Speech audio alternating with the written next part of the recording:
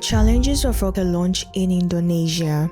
Indonesia, with its equatorial location and growing ambitions in space, holds great potential for rocket launches, but it faces significant challenges.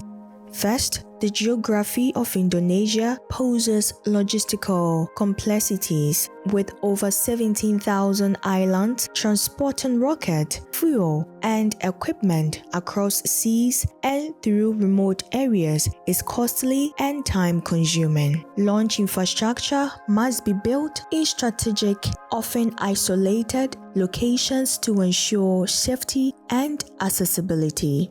Second, while Indonesia's proximity to the equator offers an advantage for fuel-efficient launches, it also comes with tropical weather risk. Frequent thunderstorms, high humidity, and unpredictable monsoons can delay launches, corrode equipment, and create unsafe conditions on short notice.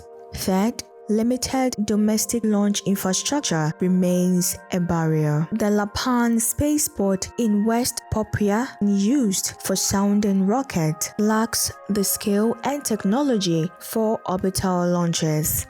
Building and maintaining modern launch pads, tracking systems, and control centers require massive investment and international expertise. Fourth, regulatory and environmental concerns are growing. Launches must be carefully planned to avoid harming Indonesia's rich biodiversity and marine ecosystems. At the same time, clearer legal frameworks are needed to manage space operations, safety, and debris mitigation. Finally, technical talent and industry development are still in early stages. While Indonesia has a strong scientific community, expanding its space workforce and nurturing private sector involvement are key to sustaining a long-term launch program.